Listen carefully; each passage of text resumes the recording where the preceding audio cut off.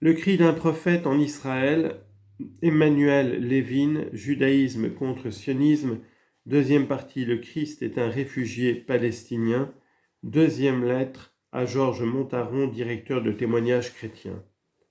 Le Messie sera un pauvre. Le 15 septembre 1967. Cher monsieur, le 13 juillet, j'avais écrit une lettre de 5 pages qui vous était destinée.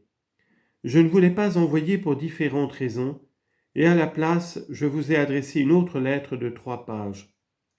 Cette longue lettre comprenait des passages idéologiques, des réflexions que je jugeais à ce moment trop osées.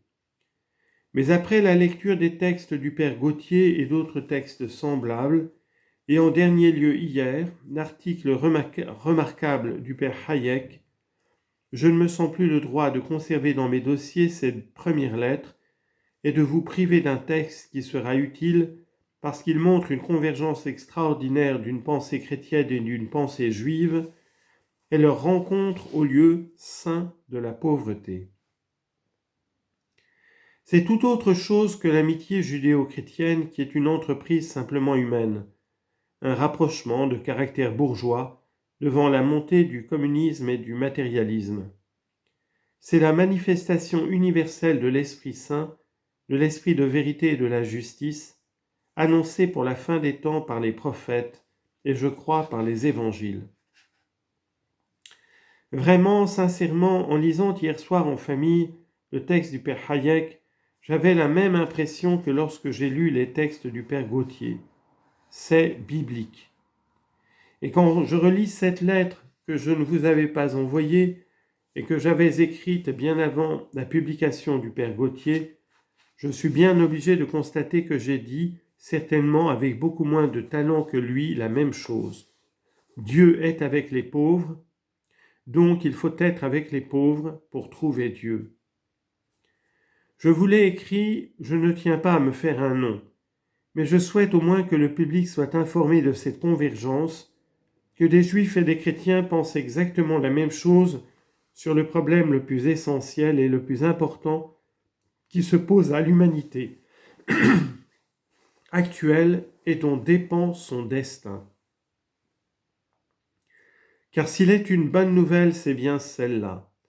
Et on n'a pas le droit de ne pas l'annoncer et de ne pas la publier, car l'humanité pauvre souffre de trop en ce moment, et elle mérite d'être consolée et réconfortée en apprenant que des juifs et des chrétiens se rejoignent sur le chemin de la justice, et qui se précipitent au secours des malheureux et des opprimés, au milieu desquels réside la divinité qui partage leur sort. Et qui ne voit pas que c'est là un mouvement messianique, le commencement, la genèse de l'humanité nouvelle, qui se réconcilie et se réunifie par et pour l'amour de Dieu. Et le voilà le véritable signe de Dieu.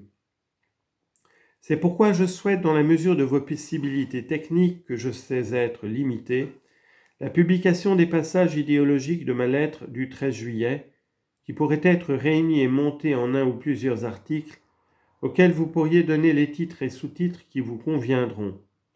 Je pense par exemple à « Décoloniser la Terre Sainte » ou « Rendre la Terre Sainte à Dieu ». Et si vous ne pouvez rien faire, je souhaiterais que le père Gautier et le père Hayek prennent connaissance de cette lettre de juillet. J'aimerais beaucoup acquérir des connaissances sur l'islam par l'intermédiaire de votre journal, et en particulier en rapport avec le problème palestinien, comme le père Hayek m'a permis de le faire dans son dernier article, et aussi le philosophe libanais René Habashi dans les colonnes du Monde et dans sa lettre aux intellectuels d'Occident sur Israël, que m'a fait parvenir le GRAPP.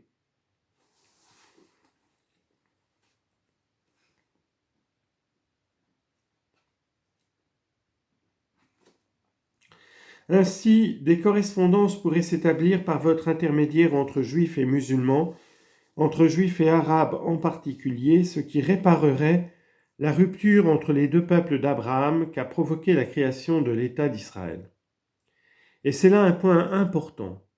Autant les Arabes s'obstinent à refuser le dialogue avec les Israéliens et les relations avec l'État d'Israël, Autant ils attendent, on dit en 1967, autant ils attendent de renouer avec le peuple juif et de rétablir des relations fraternelles avec lui, comme cela a été le cas par le passé.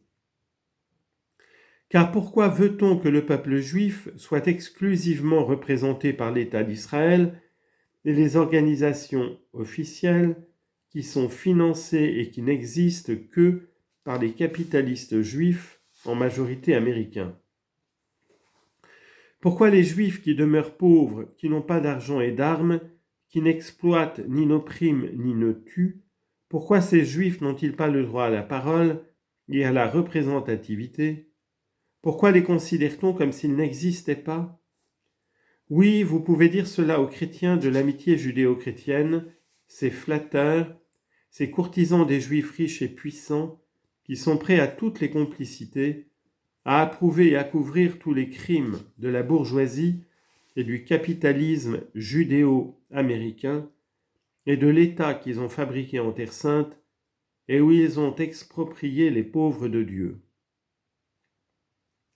Oui, ces faux chrétiens peuvent s'associer à ces faux juifs, ils font bon ménage ensemble, les voilà les assassins du Christ de génération en génération. Qui sont les assassins du Christ? Ceux qui approuvent et se rendent complices de l'assassinat des pauvres. Je vous le répète, en tant que juif, je ne crois pas que Jésus ait été personnellement le Messie, mais je crois que Dieu s'incarne en tout pauvre, comme l'enseigne la mystique juive. Or Jésus était un pauvre, et il a été victime non des Juifs, mais des riches. Les Juifs riches ont effectivement assassiné le Christ avec les Romains. Ils ont beau acheter des intellectuels et des historiens pour prouver le contraire. L'État d'Israël donne la preuve de leur culpabilité en la réactualisant. Mais les Juifs qui, comme moi, s'opposent de toute leur force aux crimes de l'État d'Israël et du capitalisme juif, sont là pour démontrer que tout le peuple juif n'est pas coupable et que Jésus avait le droit à l'existence parce qu'il était un pauvre, parce qu'il défendait les pauvres, et que les pauvres pouvaient l'adorer et le considérer comme leur Messie, ou même comme un lieu de l'incarnation divine. Jésus ne pose aucun problème pour un juif pauvre, mais les juifs riches n'ont évidemment pas la conscience tranquille, et on comprend qu'ils ne puissent pas entendre son nom sans trembler ou sans enrager. Pour moi, le problème messianique, c'est celui du pauvre. Le Messie a été ou sera le plus pauvre des hommes. Tout pauvre est donc un peu le Messie, et s'il se proclame comme tel, on ne peut le déclarer et le juger comme un faux Messie. De même, tuer un pauvre, c'est tuer un peu le Messie, et même Dieu, comme le dit explicitement un enseignement rabbinique, citation, « Dieu éprouve de la douleur toutes les fois qu'un homme souffre. Quand le sang d'un homme est versé, fût-ce celui d'un impie, la divinité gémit et montre sa tête et son bras blessés du même trait qui a percé un de ses enfants. » Mishnah Sanhédrin 6.5. C'est là encore un point essentiel. Le mal fait par l'État d'Israël aux Arabes est relatif, second, et par là même toujours défendable. Les Israéliens pourront toujours répondre aux accusations d'inhumanité et se justifier devant l'opinion mondiale. Mais le mal causé à la divinité par la création de l'État d'Israël est absolu, premier. Et c'est parce que les souffrances infligées aux Arabes sont liées aux souffrances infligées à Dieu, et les signale qu'elles nous paraissent insupportables et déchaînent notre passion de la justice. L'État d'Israël, en se déclarant souverain, a détrôné l'Éternel, comme au temps de Samuel, et il a chassé et privé de sa place royale le roi des rois, comme il a chassé et privé les Arabes de leur maison et de leurs terres. Et de ce fait, l'injustice commise envers les Arabes se confond avec l'injustice perpétrée envers Dieu et acquiert un caractère absolu et transcendant. En Palestine, c'est beaucoup plus grave qu'au Vietnam. On pourrait ajouter aujourd'hui plus grave qu'en Ukraine. Car dans ce dernier pays, la souveraineté de l'Éternel n'est pas mise en cause par la création d'un État souverain. Le peuple vietnamien n'a jamais choisi l'Éternel comme roi, il ne peut donc le rejeter. Que ce soit les communistes ou les anticommunistes qui gagnent, il sera toujours gouverné par des hommes. Et si Dieu est avec les pauvres, faut-il encore que les pauvres soient avec lui et l'acceptent comme roi, donc il refuse les souverainetés humaines et les nationalismes. Et c'est pourquoi pour moi le choix est beaucoup plus clair et décisif en Palestine qu'au Vietnam. Je suis certain de ne pas commettre d'erreur et de ne pas regretter plus tard mon engagement. Je rejette l'État d'Israël, la souveraineté des hommes, parce que j'ai choisi la souveraineté de l'Éternel, qui seul est juste, et peut être une source de bonheur et de paix pour l'humanité.